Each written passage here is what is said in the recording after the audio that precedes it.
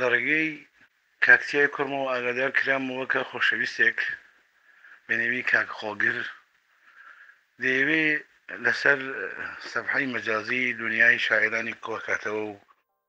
یارە محبەتیشی بووە ویستوێتی منی ئاسۆش وەکو شاعرێک لەو مەجموعەیدا هەبم.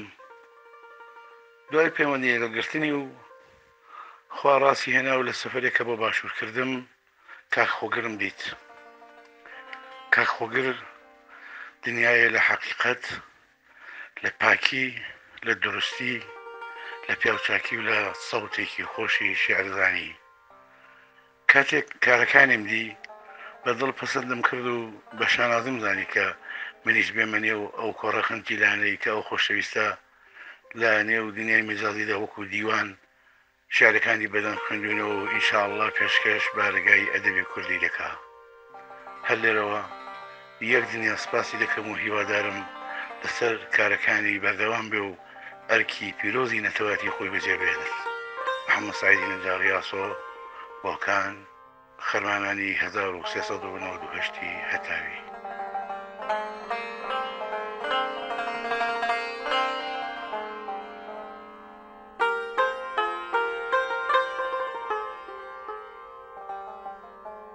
دیوانی ئاسۆ،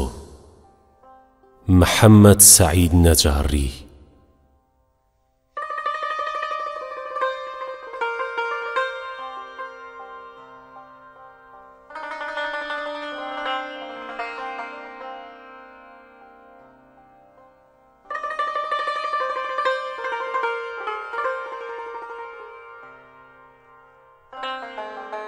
دەی دەی وەرە با جەرگی شەوی ڕەش بدڕێ،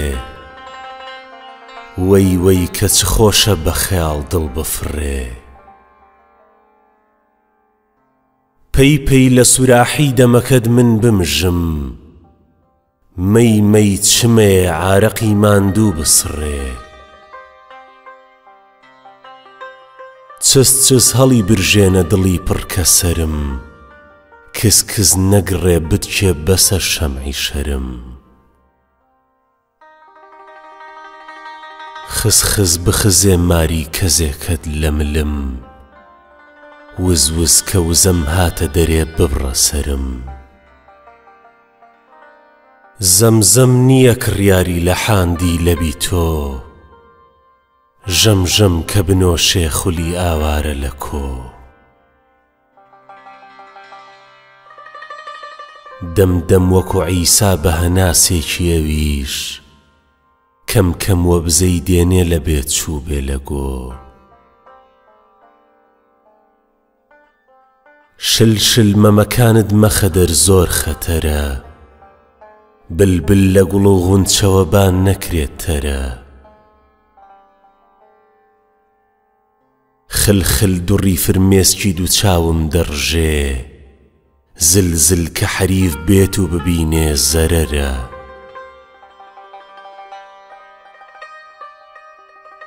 سەرسەر چییە ئەو کاتە کە تۆ دەگری غەزەب؟ مەڕمەڕ چییە هەر سینەتە با عەرزی ئەدەب؟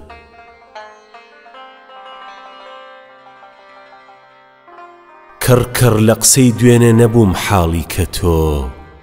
پەڕپەڕ گوڵی لێوت بە بزە هاتە تەرەب. مەلمەل لەشی وەک لۆکەی تۆم زۆر بەدڵە، پەلپەل گوڵی هیوامە نە ئەو هەرچی گوڵە. چەل چەل کە لە ئاسۆ دەبی تووڕە و نەبەدڵ، شەل شەل لەبەری پێم دەچەقێ هەرچی چڵە.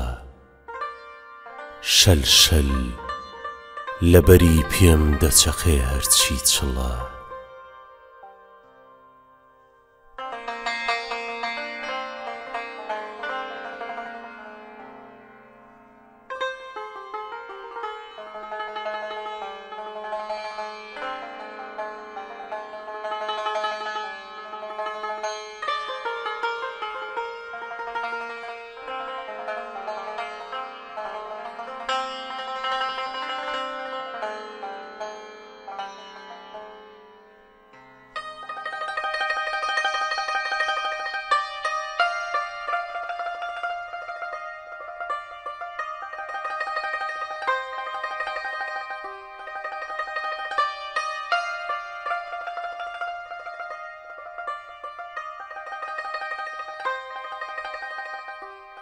تابەکەی ئەسرین بڕێژم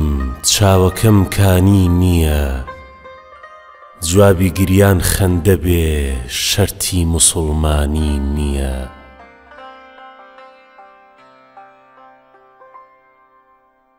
گەردڵی تۆ بەرد نییە شوشەی هومێدی بۆشکاند دڵشکێنی چاوەکەم ڕێو ڕەسمی ئینسانی نییە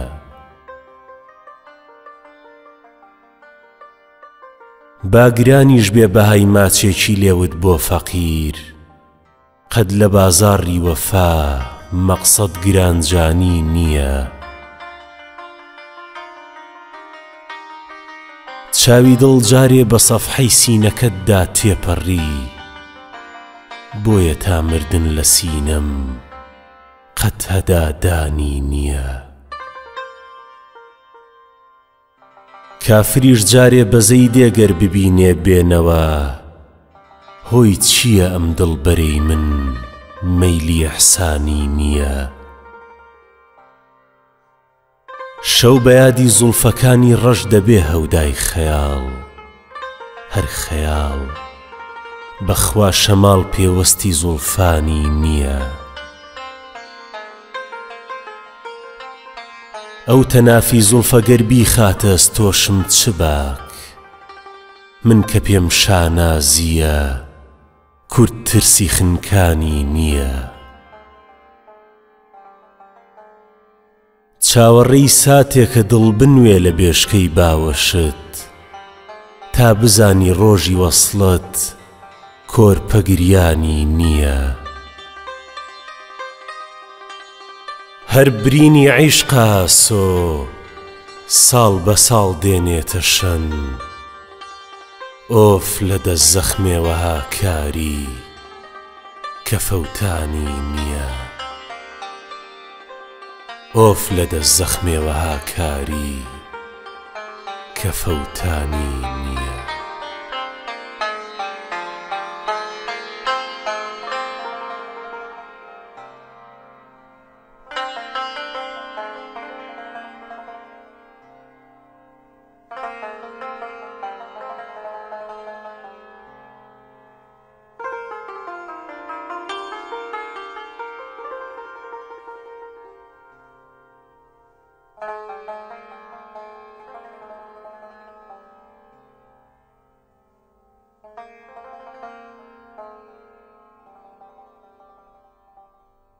هەناسەم گەر وەکو نەی بوو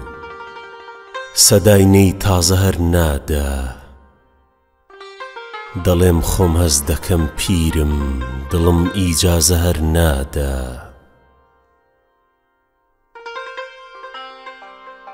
مەلی دڵ بۆ هێلانەی مەم لە بازە و چی دەکەی ئەمما لەسەر دیواری پیری من کڕە و ئەو بازە هەر نادا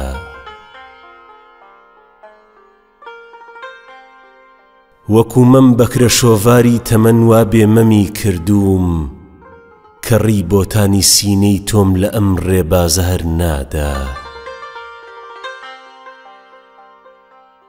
لە عیسای چاوەکە دویستم تەماشایەکی مردوو کە دەناوی نۆسی ڕوود ئیزنێ بە ئەم ئیعجازە هەر نادا بەسەر زیندوم کەچی هێشتا لە درگات گیان و سەربازم ئەگەر چی قاپیەچیت ڕێگا بە ئەم سەربازە هەر نادا دەڵێن ویستوتەی دڵڕەق دەمی پیری بەجێم بێڵی خودا قەت ئیزنی وا زۆمی بەبێ ئەندازە هەر نادا لەوە پێش زۆر لە باغاتی هەنار و سێو بەشت داوم کەچی ئێستا هەمووی تامی دوو ماچی تازە هەر نادا دەپرسی بۆچی بێدەنگ و سەدا و هاوارە سۆکت تەلی تاریشکا و تازە سەدای ئەو سازە هەر نادا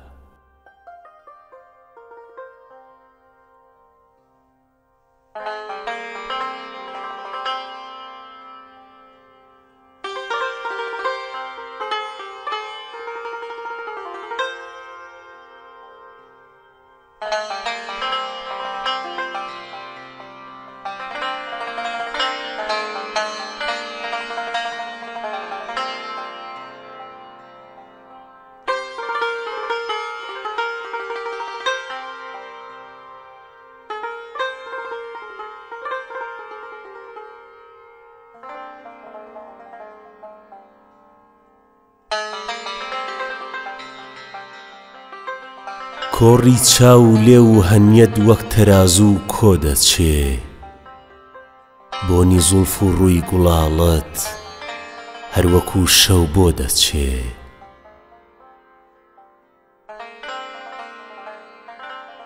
عاشقێ وەک من هەژار و بێسرەوت و مات و کس ڕی لە کۆڕی عاشقاندا کوا دەدەن ئەی بۆ دەچێ دوێ شەوێ تاریک و نوتەک دڵ پەشێوی یەکچرا ڕوونیەکم هات بەدڵدا دیم لە یادی تۆ دەچێ دوێ شەوێ تاریک و نوتەک دڵ پەشێوی یەکچرا ڕوونیەکم هات بەدڵدا دیم لە یادی تۆ دەچێ دڵشکاتا سەی بە چەشنێ جار بەجار دەمگوت بە خۆم وەک مەزەی ماچت لە بۆ شەخسێکی تامەزرۆ دەچێ تۆم نەبێ لەم حاڵەدا من شیعر و بەستە و زەمزەمەم سەوتی وەک داو دەگەر وەک بانگی شین و ڕۆ دەچێ تفلی دڵ بێتینی کوڵمەت وەک هەتیوی پاییزی ڕوو دەبێ بەم ڕووتیە دەستی لە هێز و گۆ دەچێ خۆزگە ڕۆژێ وەک شەماڵی وا دەبشنەی بۆ دڵم جا بزانی دڵ لە خۆشی چۆن لە هۆشی خۆ دەچێ بێی بپرسی حاڵم و باوەڕ نەکەی بەم حاڵەوە خزم و جیرانم بڵێن ئەممەی تەوەگا سۆ دەچێ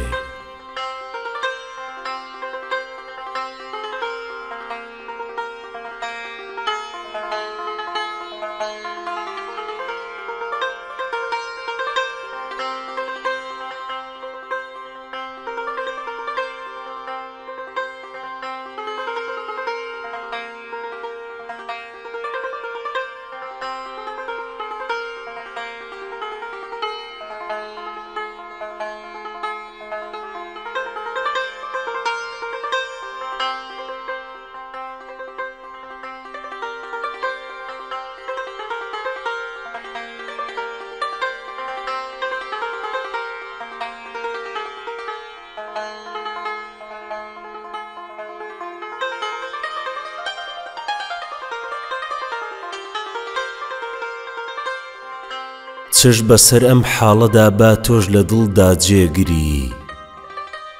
لەنجەکەت ئیسباتی ڕێتە تۆش لە عەشقا ڕێگری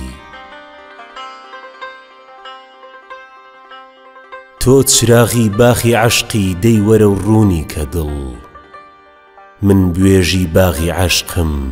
گەر بەڕاستی گوێگری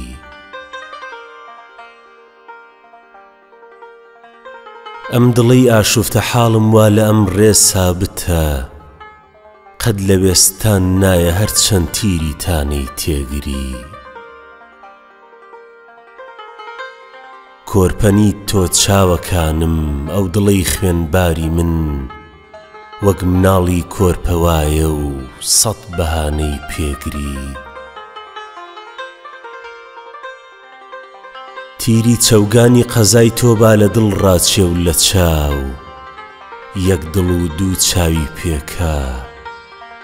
تۆ بەڕاستی سێگری من لە ئاسۆی جوانپەرستی گۆی وەفام چەند جار ڕفاند شێتەکەی دڵ چی دەکەی تۆ بەرد لەسەر ڕێی کێگری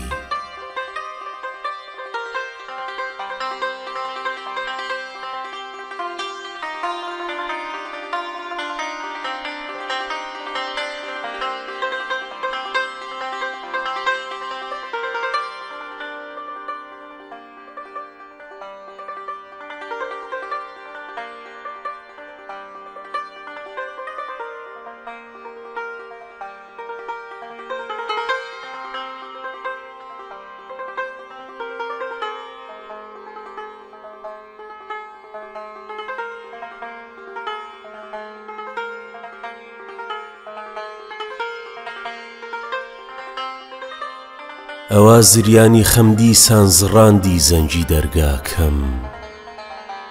بەزیم وەڵڵا لە دەستمەینەت لە ترسی خەم چلۆن ڕاکەم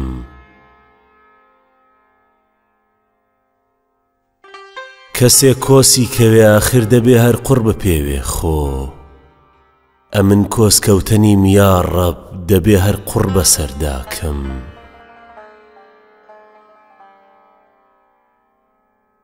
هەموو خۆشی ژیانمدا بە هەڵبەستێکی ڕووی دڵبەر کەچی دەربەستی نیم یارم چلۆن دۆڕاوە سەوداکەم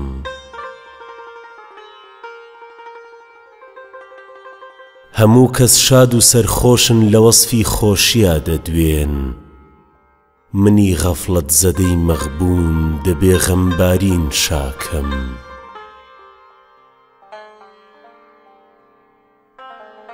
جگەر سوتاوی گەردوونم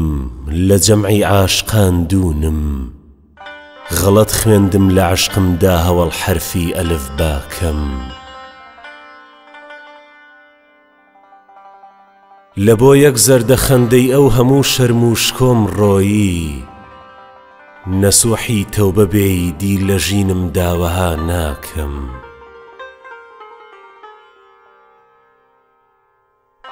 کە من ڕسوای ئەوین بووم هەر دەبێ ئاسۆ بە مەرگت سوێند بە هەڵبەستی ئەوینداری هەزاران فیتنە بەرپاکەم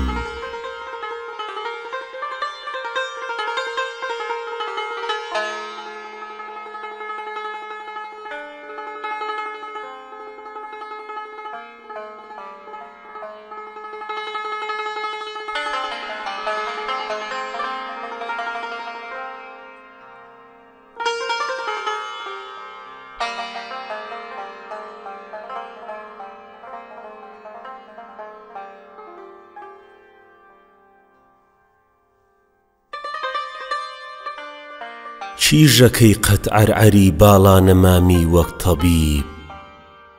جوانەکەی من تۆ نەناس تۆ من نەناس هەردوو غەریب شۆخەکەی ڕوومەت گوڵەی ئاه و ڕووەی چاو کاڵەکەم سەد هەزار شکری خودا لەو تاڵع و بەخت و نەسیب واکە تۆ جیرانیم شەو بولبولی تەوعم وەکو قومری و باز و تەزەروە نەغمەخوان وەک عەندەلیب من غەریب و بێکەسم وا دیارە تێڕوانینەکەت خۆش دەکا ڕێگەی ئەوینی ڕاست و بێبەرزی و نەشیب چاوەکانت دوکتۆرێکی حازقی ناناتقن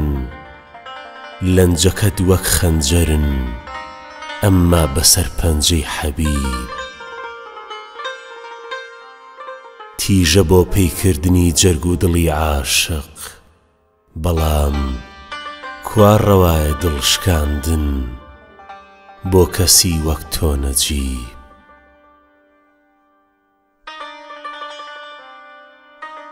لەیلەکەی عەزرا ڕووەی ڕامین خەرامی دڵبەرم تۆ بڵێی مەجنون و وامق یا خۆوەی سم تا ڕەقیب شەق بکا ورجی لە داخا شاهە یا خۆ سائیلە شێخە یا خۆ سۆفیە حەتا خەلیفەز یا خەتیب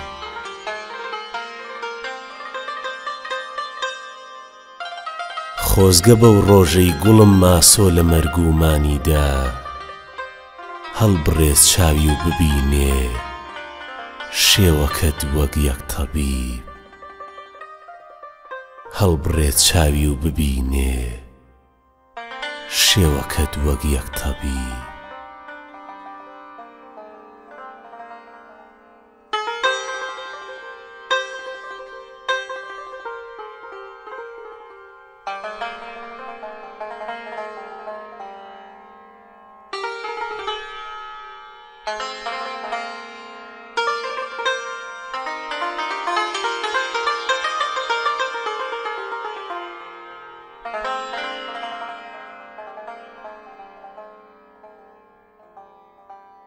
هێن دڵم تەنگە دەڵێم بەم شەوە لەم شارە بڕۆم،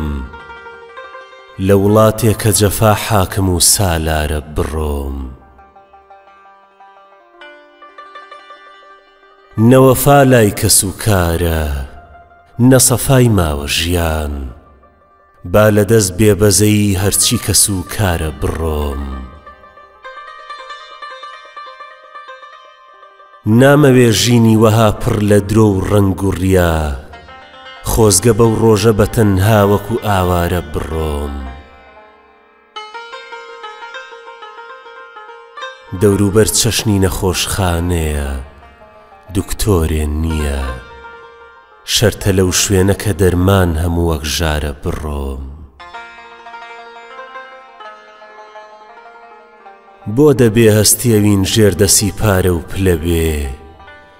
لە وڵاتێک کە ئەوین دایمە لە پایدارە بڕۆم. تەمە چارشێوی شێعر، سونبولە ڕووبەندی وشە، با لە ئەو جێکە شێعر هەستی بریندارە بڕۆم. چونکە زۆرداری بەرەندەی گرەوی ئەم گەلەیە،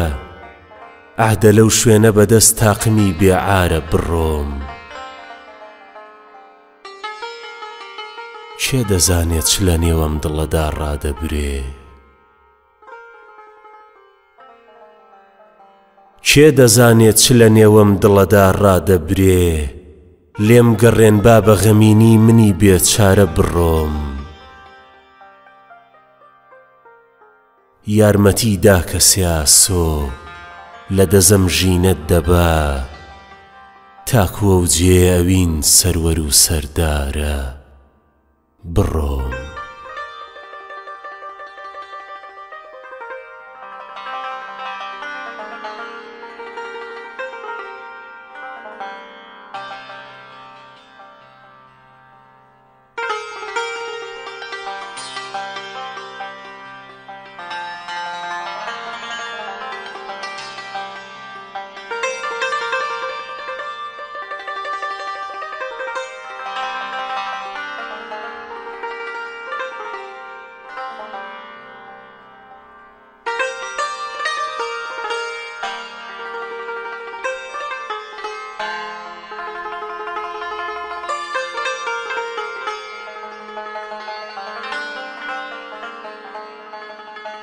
گوڵەکەم شاری دڵم پایزەلەی داوە بڕۆ،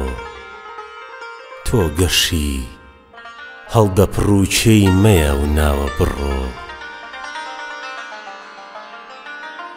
چۆڵگەیە و کاچی بە کاچی نییە تێیدا نەفەرێ، ڕێگەی ئەم شارە بە داوی خەمەتە نراوە بڕۆ. نامەوێ پێت لە چڵی داوی خەمێ گیر بێ گوڵم، زولفی تۆ بۆ دڵی سەدها وەکو من داوە بڕۆ. بولبولی بێکەسی دەمپڕ لە هەرات جواب کە بڵێ، تۆ دەبێ هەر قەفەسی بی، بە شەواب ڕاوە بڕۆ.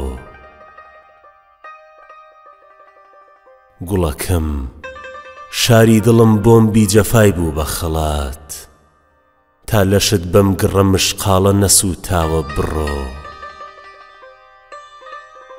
هەموو کەس لێرە دەزانن کە دنەی شیعری منی، لە هەموو بەزمێ ئەوینی من و تۆ قاوە بڕۆ.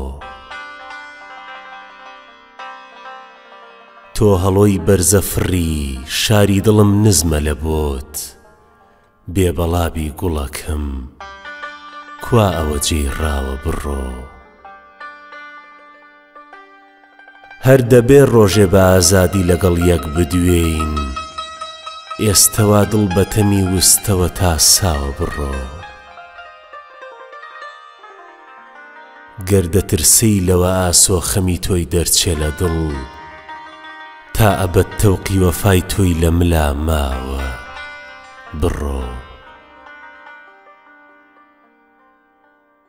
شارەکەم چونکە لەوێ شوشەی شەو پاکی شکا، مەیە تۆ بولبولەکانی هەموو گیراوە بڕۆ.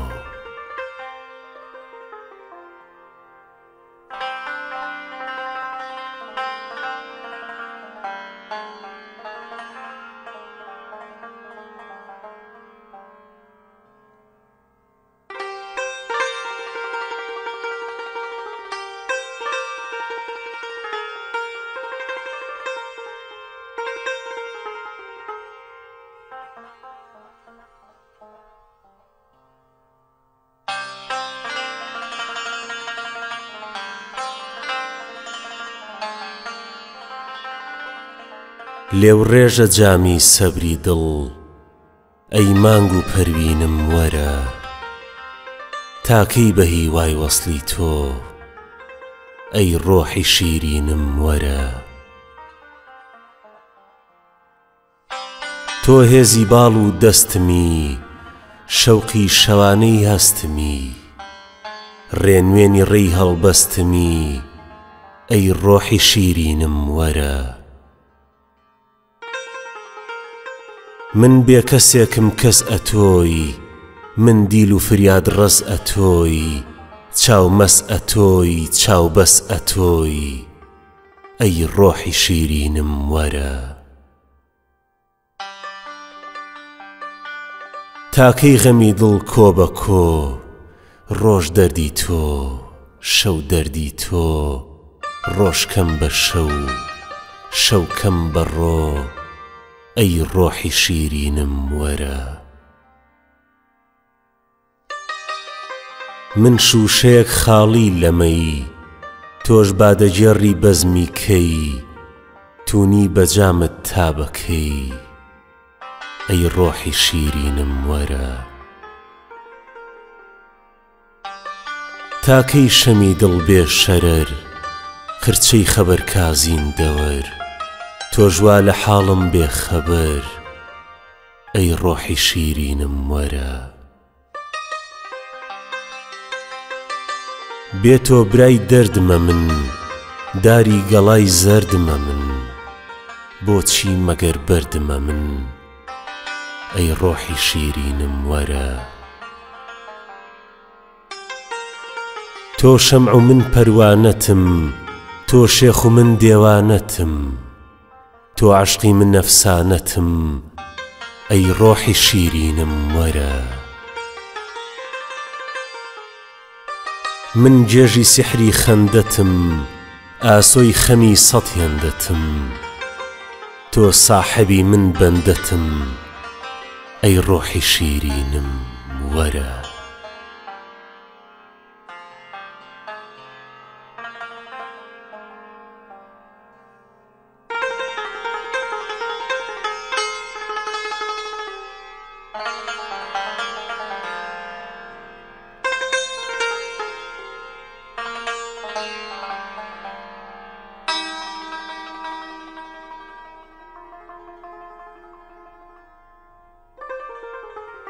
ئەی تریفەی ڕۆشنی شەوگاری تەنیاییم وەرە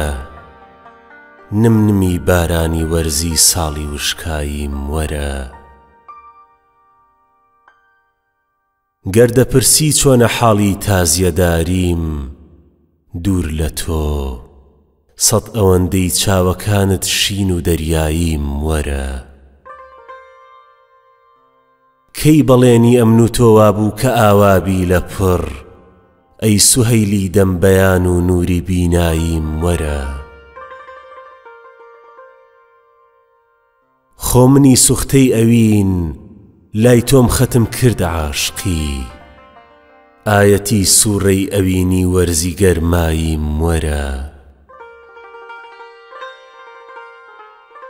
گەردەزانی خوڵفی وادەی بەندەجیم کردووە مەیێ خۆ ئەمن وەک گوارەکانت عەڵقە ئاساییم وەرە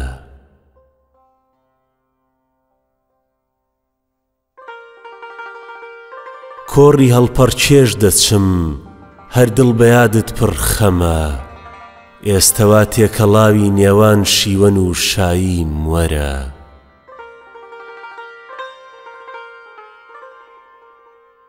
ڕۆژ نییە سوڕێکی تازەم پێنەدا دەستاڕی ژین هێندە هاڕاوی گەمەی گەردوونی میناییم وەرە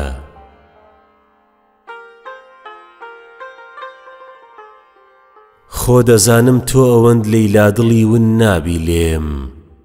ئێستەوا بێتۆ وەکو مەزنونی شەیداییم وەرە بەختی من بۆ خۆی ڕەشە ڕەشپۆشی ناکەم ڕۆحەکەم تاوەکو ئاسۆی غەمی تۆ شێت و سەوداییم وەرە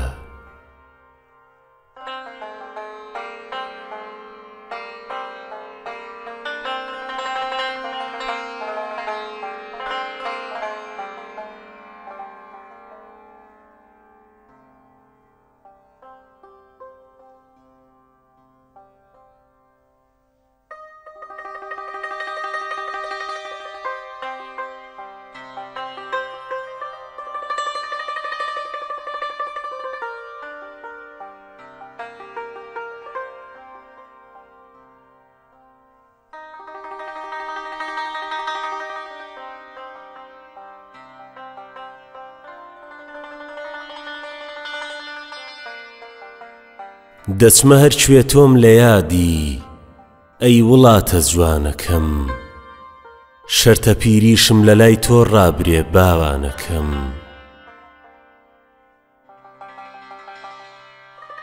هەرچی جوانی هەندەران و دیتران زۆر ناز دەکەم زۆرترم تۆ خۆش دەوێ ئەی خاچی کوردستانەکەم ئاوەکەت بۆن خۆشە خاکت پڕ لە پیت و شەوکەتە بای شەماڵت دڵڕفێنە وەک نیگای چاو جوانەکەم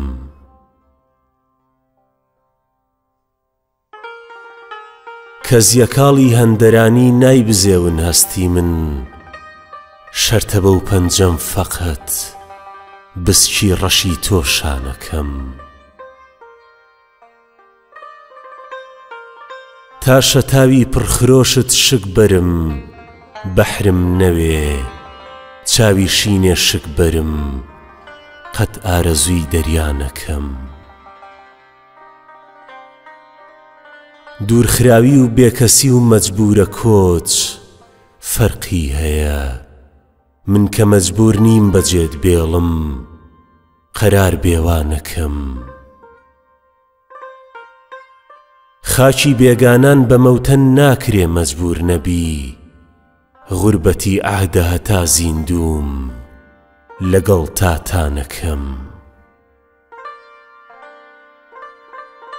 ڕاستە یاری هاودڵت بێخۆشە ئەمما گوێگران هاوزمان بێخۆشترە قشکاڵە دەستگیرانەکەم بۆیە ئاسۆقەت خەیاڵی هیجرەتی پێخۆش نەبوو دەچمە هەر شارێکی بیری شارەکەی بۆکانەکەم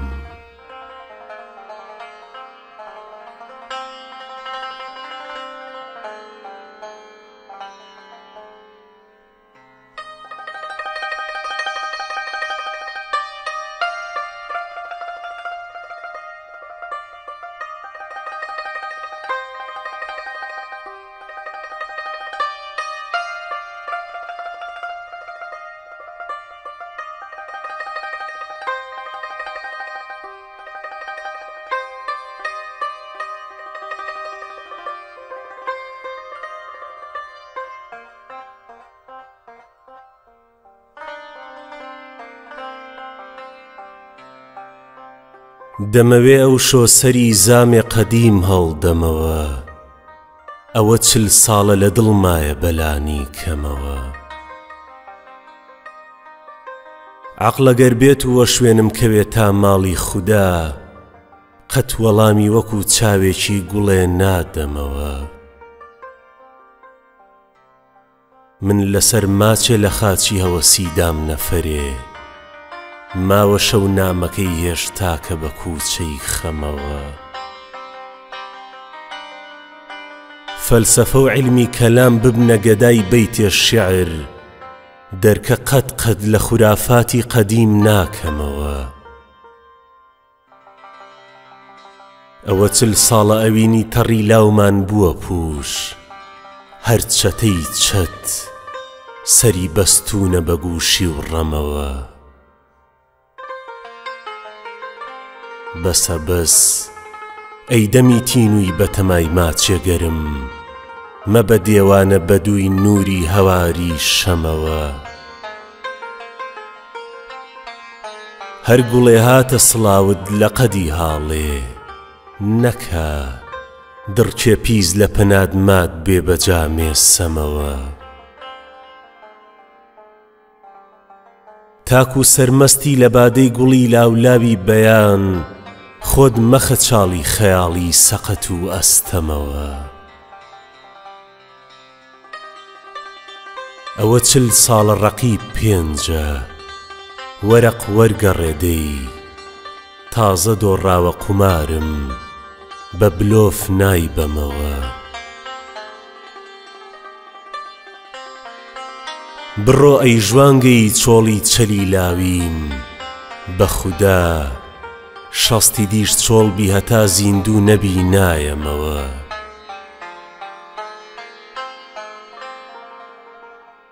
دڵی ئاسۆ بە هەزار چەپڵە لە خۆی دەرنەچوو قەت، چۆن دەلەرزێ بە تەزووی تۆفی هەوای سەردەمەوە.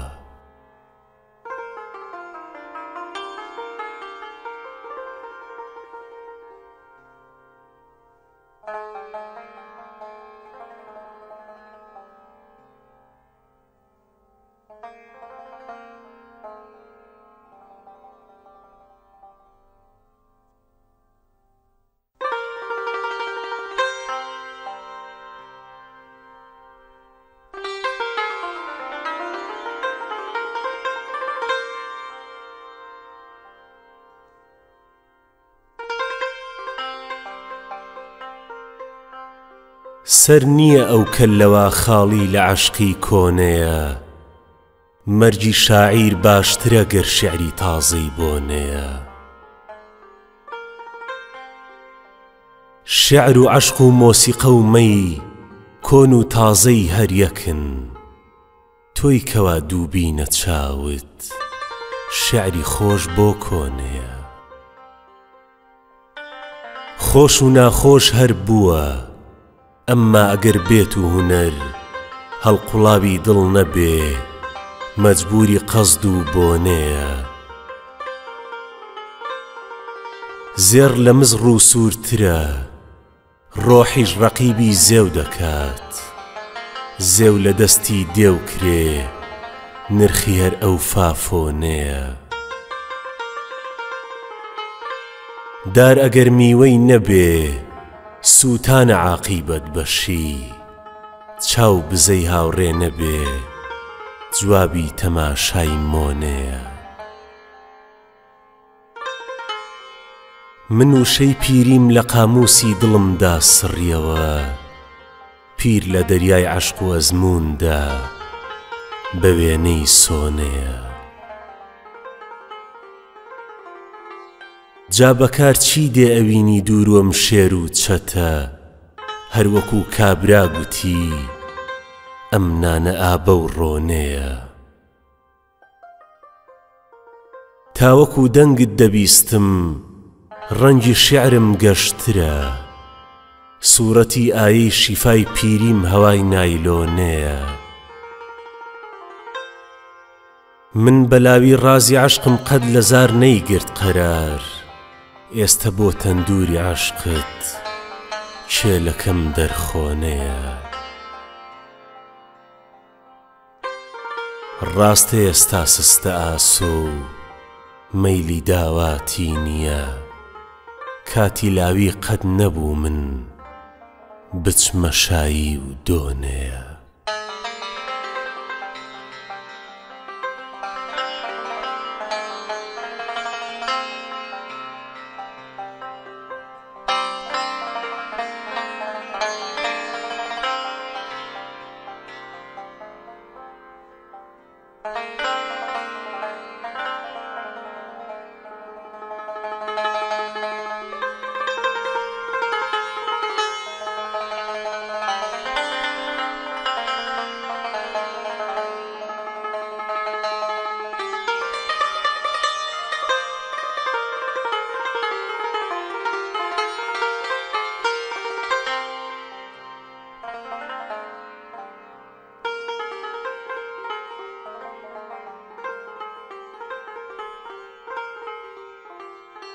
ئەم کۆنە کتێبەی بە زەمان نێوینراوە، چۆن دەرکی بکە من دەپەڕی ساغی نەماوە. ڕۆمانی ژیانی بەشەرە دەفتەری دنیا، چ بکەم کە لە هەردوو سەری چەند سەفحە دڕاوە. عەرزیش وەکو پیرێژنێ کە نەفتە چفری و دەر، هێند ڕووی بە بەفر ساوی تەواوی قەڵەشاوە. لەم کۆنە خەراباتە ئەوەی مەستیەوین بوو، ڕۆیشت وەکو لاوەتی هەرگیز نەگەڕاوە. ئەی تۆ بەتەمای چیت دەمژی خوێنی هەژاران، بۆ خوێنی ترێ نامژی چت لەم گەلە داوە. هەر کەس بە تەمای ڕۆژێ پتر خواردنی گەل بێ گەر تاجی کەرەم نای لەسەرا بێ خەڵەتاوە.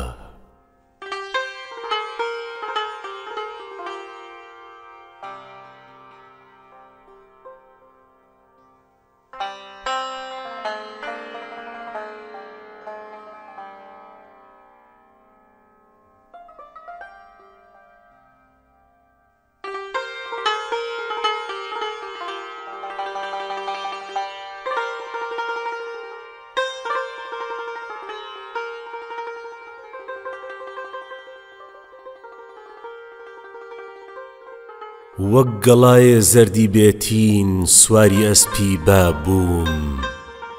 چەشنی کەشتی تێکشکاوم نوقمی نێو دەریا بووم. چەند غەریب و بێکەسم چەند لانەوازم بەم شەوە، هەر دەڵی سەر تا سەری عومرم وەها تەنیا بووم. هەستی ناکەم سرتێ دەنجێ لە یەک دەرداشنا، وا لە خۆم و خەڵقی دڕدۆنگم دەڵی هەروا بووم. شەختە کەوتە باغی هەستی خۆشەویستی و لاوەتیم، تۆزی پێم ناشکێنێ مەجنون هێندە بێ لەیلا بووم. پاییزە و دیسان گەڵا فرمێسکی چاوی دارچنار، گەرچی بۆ من عادیە وەرزم وەهایە تا بووم. هەر غەم و ڕەنج و بەجێمان و لە ماڵ ئاوارە بوون، نایەتە بیرم مەگەر ساڵێ لە مەینەت جیا بووم. من وەکو پووشێکی دەمبای پاییزم لەم وەرزەدا، کێ دەزانێ بەر لە ئێستا گوڵ دڕوویان جیا بووم. داخەکەم داری پەشیمانی و نەزانیم نالەژین، گەرچی شاگردی گەلێ ئەفرادی زۆردا نابووم. تاوێ عاشق جارێ خەمخۆری قوتابی و خاکی خۆم، سەردەمێکیش چاوەڕی دەرمانی لای ئەڵڵا بووم.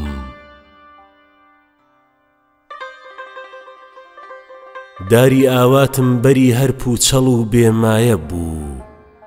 خێوی خەرمانێکی هەر کای سەر ملەی بەربا بووم.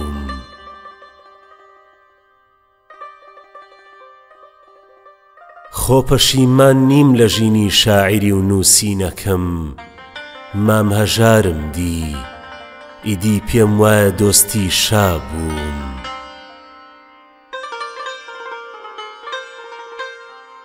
ناپەشیمان نیم لەوەی ئاسۆی هەژاری ئەم گەلم، چش لەوەی نائاشنای تارانەکە و بەغدا بووم. چش لەوەی ناشنای تارانەکە و بەغدا بووم.